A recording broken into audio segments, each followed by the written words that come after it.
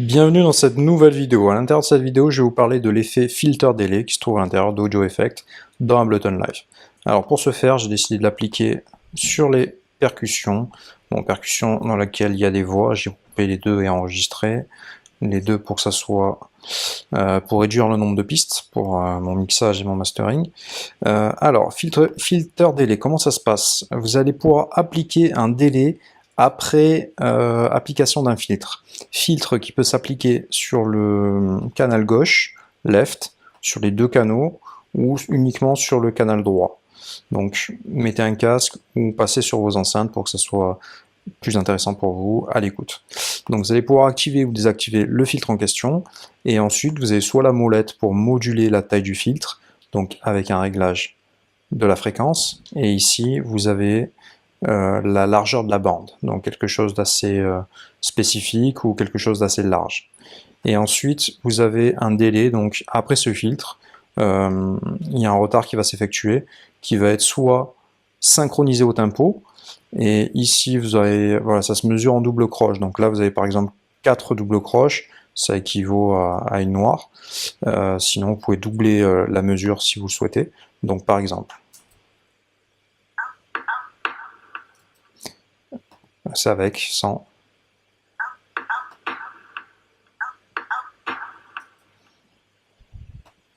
donc avec,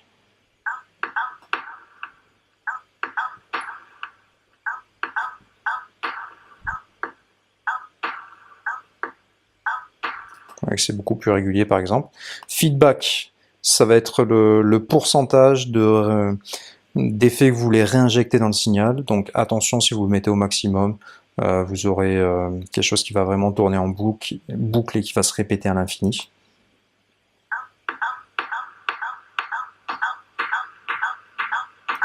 Voilà, ça peut être intéressant dans certains cas. Vous voyez là, j'ai fait stop, j'ai arrêté l'effet, il continue encore de tourner. Donc, je vais le remettre réglage initial. Ici la panoramique, bon, ça a été réglé 100% à gauche bien sûr, si vous pouvez vraiment modifier le réglage ici, par exemple left c'est bien sûr 100% à gauche, mais voilà, si vous voulez modifier cela, du coup vous aurez quelque chose qui sera placé soit au milieu, soit à un tel pourcentage de la gauche ou de la droite. Ensuite, vous avez un contrôle de volume.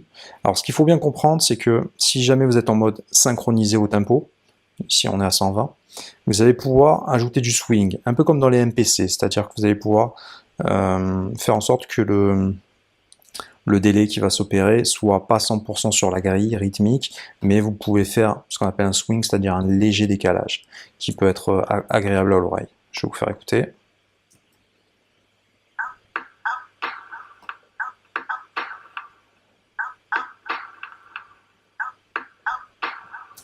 Voilà, donc ça peut être pas mal dans certains cas. Si vous désactivez Sync, hop, on va passer en time, c'est-à-dire un réglage non plus sur la grille par rapport au tempo, mais par rapport à un décalage en millisecondes.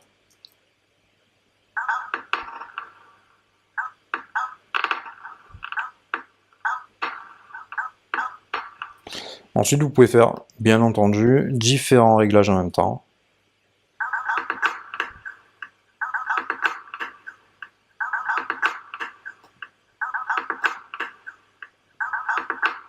Donc vous l'aurez compris, si vous désactivez les filtres sont désactivés, mais vous avez quand même la répétition de retard qui est appliquée, donc le délai, et si vous appliquez les filtres, bien entendu, vous avez les deux.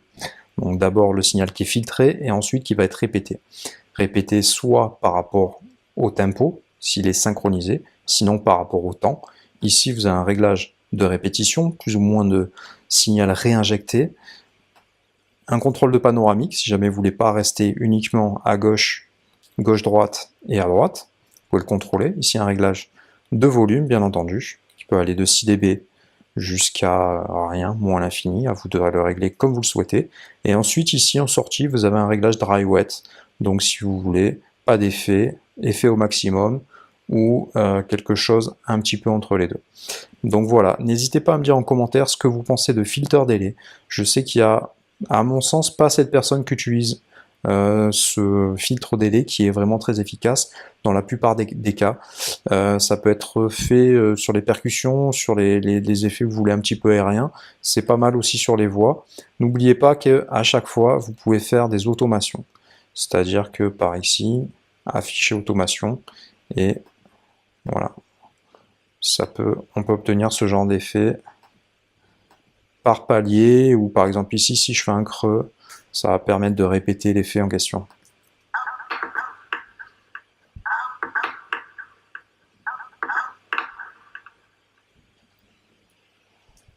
Voilà, j'aurais pu jouer également sur le feedback, pour finir sur une grosse répétition.